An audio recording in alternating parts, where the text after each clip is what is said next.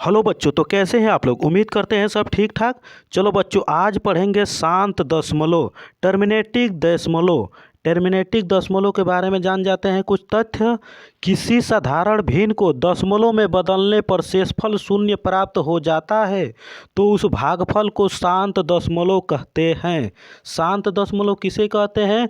जब भी हम किसी संख्या से किसी संख्या में भाग देते हैं तो पूर्ण विभाजित हो जाए यानी कट जाए, उसे ही बोलते हैं शांत दशमलव। जैसे में देख लेते हैं एग्जाम्पल, 4 से 5 में भाग देंगे तो जाएगा 1.25। ये पॉइंट को ही बोलते हैं दशमलव। क्या है, इसलिए 4/5 ये बटा को बोलते हैं साधारण भिन्न। देख लेते हैं बच्चों, 1.25 क्या एक शांत दशमलव है। अगर हम पढ़ेंगे अब अशांत आवर्त दशमलव, नॉन टर्मिनेटिंग रिपीटिंग दशमलव। इसमें क्या है, रिपीटिंग दशमलव या नॉन टर्मिनेटिंग रिक्यूरिंग दशमलव। किसे कहते हैं अशांत आवर्त दशमलव? चलो बच्चे देखते हैं।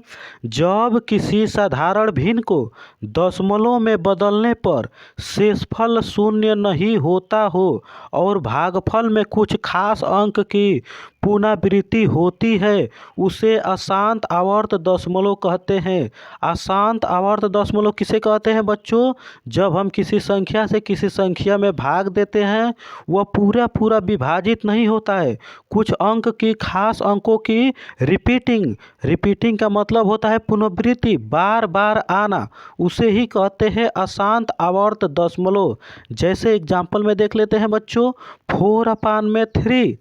देखो बच्चों, 3 से 4 में भाग देंगे तो आएगा 1.33। देख लो बच्चे, ये 10 हो जाएगा, 9 हो जाएगा, फिर 10 होते जाएगा और 9 आते जाएगा।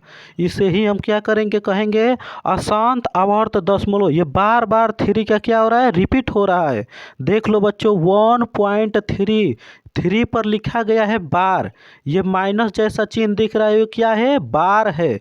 या 1.3 पर दशमलव जैसा लिख सकते हैं, ये क्या है, सही रूप है।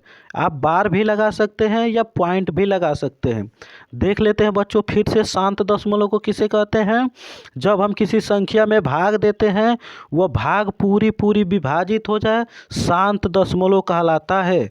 फिर हम जब किसी भी संख्या में किसी संख्या से भाग देने के बावजूद भी वह पूरी विभाजित न हो, किसी एक खास प्रकार की अंकों का पुनरावृत्ति हो, रिपीटिंग हो, बार बार आ रहा हो, उसे बोलते हैं अशांत आवर्त दशमलव। चलो बच्चों, वीडियो यहीं फिनिश होती है।